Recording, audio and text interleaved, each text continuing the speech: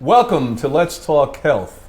Today we have a wonderful guest here, one of our faculty members, Dr. Frank Sabatino, who has an incredible background in history, but most notable as one of the world's leading experts in fasting.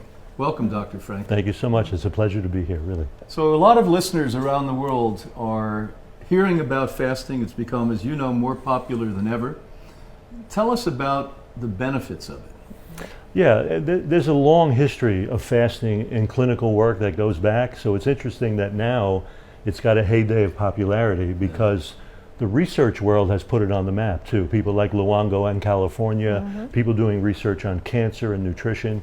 But we have seen some of these clinical benefits for a very, very long time. And they are basically that when you're taking food away from somebody, you're allowing the cells of the body to go into a kind of, if you will, a quiet period. They're going into a place of relaxation and maintenance rather than growth and activity. So in that process, it allows the cells to really go into a state of repair in a way that they never would when they're eating under normal overfed conditions.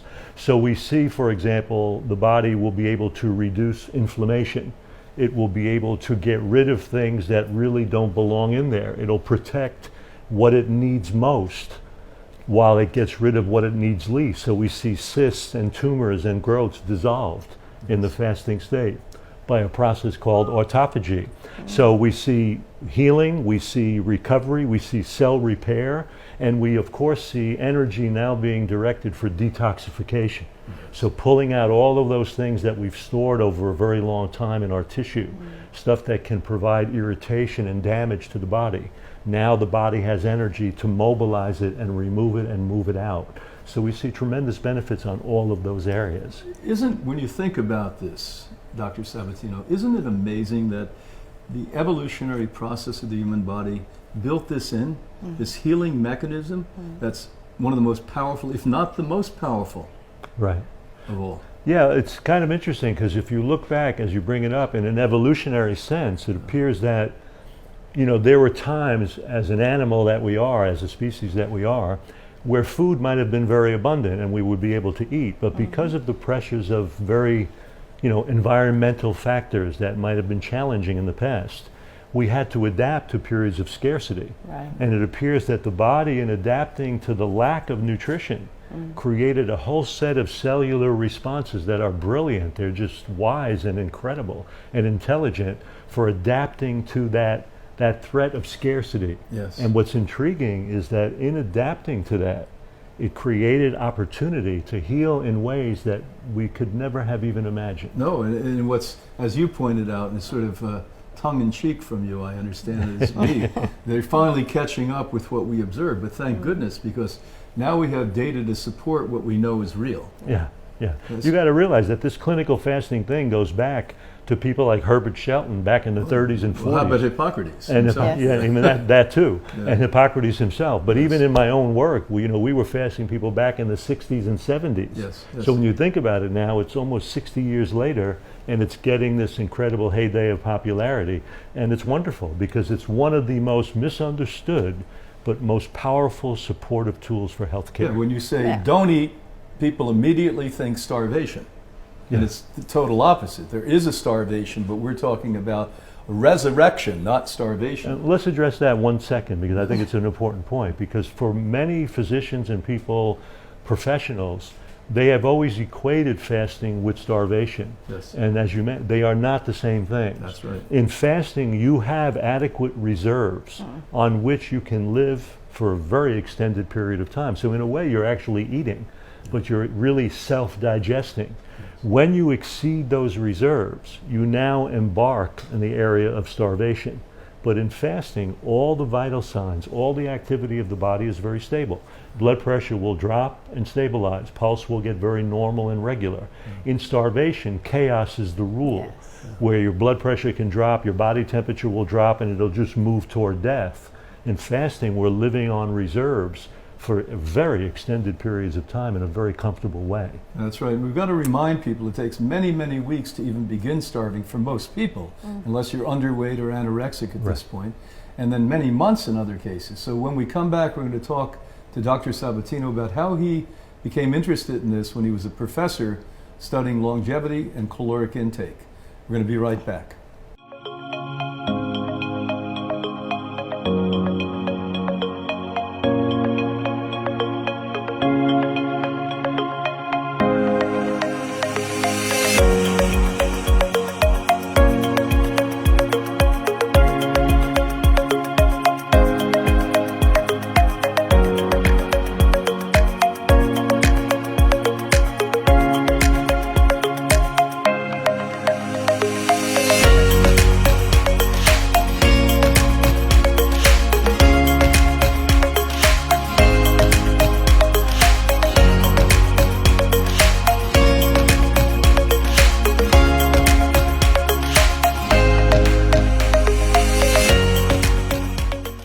Welcome back to Let's Talk Health. Today we're here with Dr. Frank Sabatino. And did you get interested in fasting as a professor? No, actually, I got interested as a teenager, believe it or not. No kidding. Way back in the day, I was one of those little Italian boys running around the streets of the Bronx. And I met a man, interestingly enough. I was in a pre-med program at the City University of New York, and I had a very good friend, and her father had collected an anti-medical library for about 30 years. He had been in personal correspondence with Herbert Shelton himself. And he wrote a little street paper in the Bronx called Social Commentary, A Challenge to Think. Wow. So when he found out that I was in a pre-med program, anytime I visited, he would attack me at every turn. So I began to read my way through his library. And I read some of the early thinkers, the pioneers, Shelton. I read all of those books, and I started to become aware of fasting. And I had my own health issue. I had a very bad colitis issue as a child. And after having and being beaten up by some of the best experts in the world in New York City, they never really put together that diet or nutrition had anything to do with what was going on in my bowel. And still today. And still to this day, it's still mystical to me how they could not make that connection. So anyway, meeting Louis, I started to embrace the principles of natural hygiene, which is a very basic plant-based way of living, but lifestyle that included exercise, sleep, emotional poise, and fasting.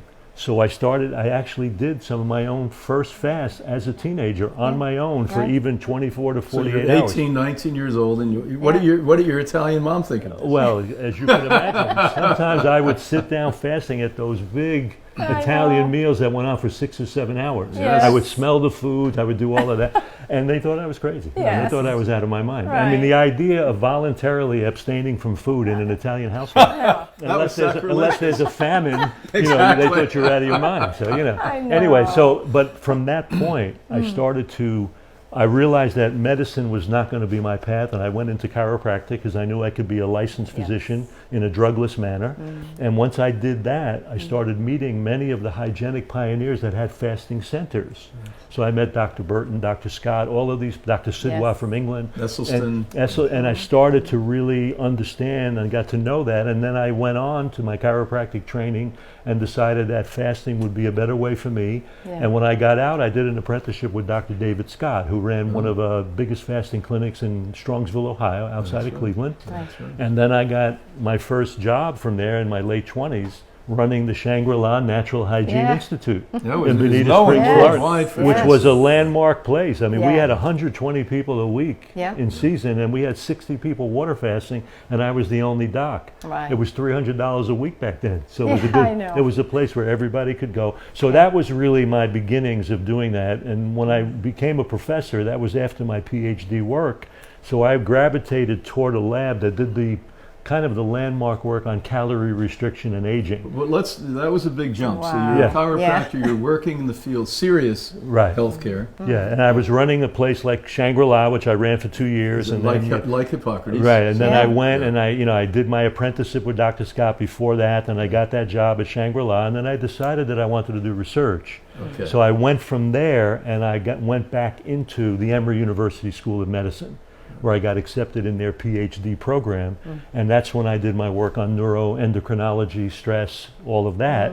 And coming out of that was when I was offered that position as a professor at the University of Texas, which was doing the landmark work in calorie restriction and aging. Did you choose that, or it was just luck? Well, it was a position that came up. I started looking into their research. I love the chairman of their department. I mentioned him in our radio show. He looked like the Yoda. He was one of the granddaddies of metabolism in the world. He loved me, I loved him. I had an offer to go do major research at Mass General and Harvard. I turned it down because I wanted to do their aging research project. I thought it was really quite amazing that the simple idea that calorie restriction could promote longevity the way they were showing kind of blew my mind. But you showed it in those studies, but explain to the listeners what we now concretely understand about that. Yeah, well, what was interesting is that what they observe is that if they put animals on a typical eating regimen of a certain number of calories and let them do all the things that they normally do, if they reduce those calories by 40%, the bottom line is they would live 50% longer. And so it blew the minds of scientists, and they wanted to look at all the mechanisms and understand how it would work. And the bottom line is that from that work, it led me to looking at our plant-based approach even further in lifestyle. And I realized that when people were eating plant-based in the ways that they're eating at Hippocrates and centers that I've run, they were creating all of those things that were promoting longevity in those calorie restriction studies just by living and eating the food plan that we recommend. Yeah, and this was not one study, people. This is every time they've looked at this, you prolong your life by possibly double. Right. Double. If you think about it, 50%. Yeah. So I mean, that's an amazing story. And it was really remarkable that just by happen chance, you meet a fella in Brooklyn who basically leads you into in the Bronx. He was Bronx. He was an insurance salesman in the Bronx, Uncle Luigi. Oh, wow. Uncle Luigi. Couldn't be better he than was that. he was iconic. He was amazing, and he would challenge me at every turn. And I began to write with him when I was just 18, 19. So I was investigating those things early. And you know what? It saved my life, really, truthfully, because who knew? I was going on a typical medical path. I had my own body issues that I resolved with some simple fasts and eating the way we teach. And if I hadn't met him, who knows how it would have gone. Right. Yeah. When we come back, we're going to actually talk about people and what he's watched and seen over the decades he's done this work, and what you can expect when you come to the Hippocrates fasting programs. Be right back. Do you want stronger immunity and powerful health? For 7 decades, Hippocrates Health Institute has been teaching people how to boost their immunity and take charge of their health as a pioneer of raw and living food, plant-based nutrition, and applied lifestyle medicine. Our clean and pristine 60-acre resort in West Palm Beach, Florida, is the backdrop for our team to foster people's transformation into an extraordinary existence.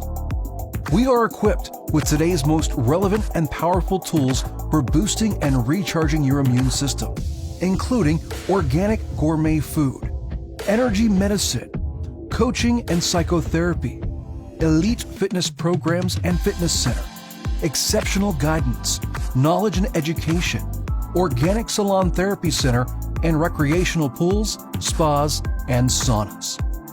Since mid-20th century, Hippocrates Health Institute has provided guests from people like you all the way to celebrities with the tools to embrace their ability to achieve outstanding health either by visiting the Institute or taking our online program. Come and join us at our renowned and historic tropical oasis. Unwind, de-stress, experience renewed energy, and take charge of your future with our scientifically validated lifestyle. At Hippocrates, you will have access to personalized consultations with our medical team, forging your own path. Indulge in daily lectures to ensure you are up to date with the latest knowledge, and also learn from us how to implement our unique enzyme-rich cuisine into your life. There are daily exercise classes afforded on our open-air campus and in our pools. Or you can rest and enjoy the rays while watching the wildlife. Work out at our fitness center. Lounge in our numerous infrared saunas, steam room, mineral bath, cold plunge, organic garden, spa facility, and health store. Experience the power of our incredible living food plant-based diet and the impact this has on how you feel, think, and look, while observing shifts in the multiple body and mind evaluations. Meet other like-minded guests from around the world, rebuilding their lives and future alongside you, making new friendships that are often lifelong. Visit us now or learn from us online to take charge of your health.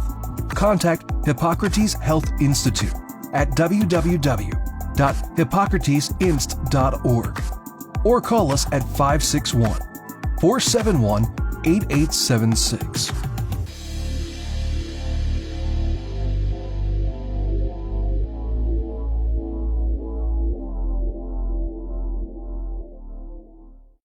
Welcome back to Let's Talk Health.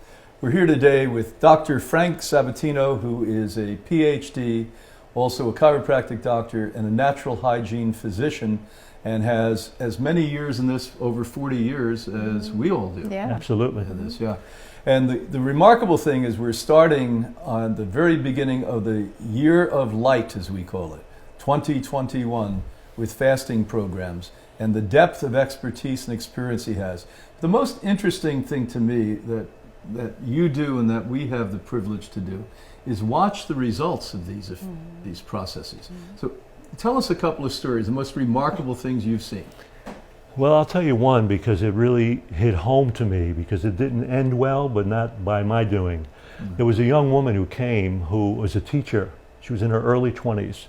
And she had neurofibromatosis. She had elephant man's disease. Oh. And in elephant man's disease, you get all these micro tumors all along the nerve trunks. Well, she had one at the base of her brain, cutting off blood supply to the brain. So they had to create a shunt from a carotid artery around that tumor into the circle of Willis, which is the blood supply to the brain. Yeah. The bottom line is, because of these tumors, she had multiple seizures, multiple epileptic seizures, because they were all over her brain. Oh, boy. So the only medical approach at that time was phenobarbital and Dilantin. So this poor child came in, she was comatose, and she had no life. They carried her in, she was like this. So we couldn't put her directly on a fast. She was on so much medication. I had a medical physician who worked with me back then who did blood work, and he did some of that for me, Dr. Cathcart. And so together, him and I, over a couple of weeks, we kind of weaned her off of some of those meds with the raw food program, with the plant-based approach, so that now she was ready to participate in a water-only fast.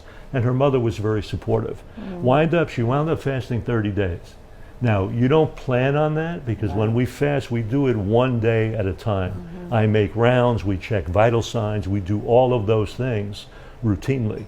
But to make the story short, as she went through that fast between 20 and 30 days, she started to retrace some of that activity in her nervous system. She was having flailing seizures up and back and forth, and it was just unbelievable to watch. And at one point, and she also had, in that disease, you have these big melanin patches, and they started to shrink during that fast.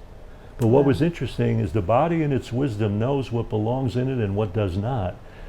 In between 20 and 30 days of that fast, her belly button basically opened up and drained black bile from the abdominal wall, from that liver that was holding on to all that phenobarb and Dilantin and all those medications that were poisoning her all of that time. Bottom line, as she went through that, after that fast, she was bright. I carried her around the property. There was about 8 acres of land at That was at Shangri-La, the story. And then I had a good friend who's no longer with us, Joel Jacobson. I don't know if you remember Joel, if you ever met Joel. Anyway, Joel lived nearby, and I sent her home with him for a short while so that she could follow up, and I can keep an eye on her too. Short story is she did very well, but when she went back to Canada, her physicians gave her hell for going on a fast. They put her under an operation to deal with one of the tumors around her auditory nerve, created deafness, and in 2 years that child died from the, again, medical intervention that went on. But it illustrated a couple of things that happen in fasting, and that is, number one, the body knows what belongs in it and what does not, so it will shrink tumors and cysts that it doesn't need to provide support for liver and lungs and heart that it does need. And that process is a process we call autophagy. Autophagy, self-digestion, and it happens at a very deep cellular level. And the other thing is the body will mobilize its energy to eliminate what doesn't belong in that system in a very sophisticated process of detoxification like nothing I've ever seen. We couldn't even replicate it. No, you can't replicate what happens on the simple process of fasting. That's why it is something where you just really need to step back, watch, and support. And that's why it's really a resting process, that what we basically do is put people under resting conditions so they can harbor the energy that can now be used through the wisdom of the body to do what it needs to do. Because the truth is, as much as you and I know, we have no idea what the system really needs to do and how it's going to do it. In fact, the more we learn about these mechanisms, the more we realize the less we know. Exactly. Because the wisdom of the system is beyond any intellectual mind. Yes. And also, this is a perfect place to do this fasting here. I mean, we always had a one-day fast, but now it can be a longer, because everybody needs to go on a plant-based diet. And what drew me here to do the program with you is that the environment itself is conducive to what fasting is all about. Right. You need that sanctuary type place that allows that person the comfort, safety, and security to allow that process to continue. We can do the hand-holding, and I will, because I make rounds twice a day. I will be with my fasters around the clock. But having the supportive environment is so critical and crucial for the beneficial outcome of a fast. Well, it's true, and this will be quite unique because the fact will be that you will be there, as you pointed out, holding their hands with this passion, the enthusiasm, the experience, and most important of this is that you love what you do. I do. You love what you do. And I love to see people get well. Yeah. And that's one of the shortcomings in most medical care, as you know. Most physicians don't get to see that. That's right. They get to see one intervention or one interference after another. We have the benefit, especially in a beautiful environment like this, to help people transform their lives and health, and to see that happen, and to see that outcome. Well, this is the perfect partnership, because once they fast, of course, with our organic plant-based diet, it's the next transition. So, as Dr. Sabatino said, he'll be interviewing each and every one of you that want to join in here at the Hippocrates fasting program to see if you're a candidate for it. Right. And then if you are a candidate for it, he'll be assessing, even if you come in and say you want to do a long fast, whether or not that's appropriate for you when you first arrive. And we take it day by day, and that's the only way you can do a fast. So we do it very carefully. For the most part, nothing happens adversely, but the truth is things can occur as the person is unraveling and unwinding a long history. About the medicine, isn't it? Right, everything, exactly. the long history. And again, we don't fast people on medication. That's part of the screening process that we do. And we will also use their most recent blood work as part of screening process. So I want people to know that we take this very professionally, but at the bottom line, it's really a resting process that we're going to support and promote so their body can heal to the greatest potential that they have. And the great news is, no matter what we do, nature is going to do a better job. I learned to get out of the way a long time ago. That's right. So all we can do is create the conditions, get out of the way, and support the process. Yeah, I've done in the past 52-day fast myself, 40-day fast. I fast 2 days a week now, but on juice more so than water. And I think I'm going to go under one of these fasts. Well, we can do that together, so you can experience that for sure. Absolutely. Absolutely. How often do you fast yourself? I do it when there's need. I usually do it when appetite's not there, or I find myself being a little bit run down or a little bit stressed. You know, most of us, if we ate that way with real basic need, but we eat according to the clock, we eat according to a lot of conditions that are not necessary about biological need, because fasting is not a biological requirement. Food is, rest is, activity is, but it is a tool that can get us back on that path when we have deviated. So it's a tremendous tool for getting people to make the changes that will get them on that health path long after they fast. That's what that's the work that we want to do. Obviously our ancestors understood this, because the word break fast. So breakfast. Explain that to the people. Yeah, well, that's what we do, So the bottom line is, and that's why even the idea of intermittent fasting that people are doing now is a great idea, because you're not supposed to be eating in nighttime hours, dark hours. So we have this period where this time-restricted pattern of eating, it's not going to accomplish what a strict water fast will do in a longer period, but it certainly sets up conditions that are more in line with our true biological need. And that's what we're trying to get back to. We've deviated from that so much. Yeah, well, you know, Anna Maria directed one of Europe's most famous fasting clinics there, and explained what you were finding there in the research that was done. Amazing. So, you know, people would have pains and immobility from arthritis, psoriasis, and enormous pains, and from colitis, you name it. And so we fasted people until they felt like they were fine. And some people 1 week, some people 2 or 3 weeks. And and then of course get everybody on a plant-based diet and educate Absolutely. you about that. I mean, if you think about it, we know that the foundation for most chronic diseases is inflammation.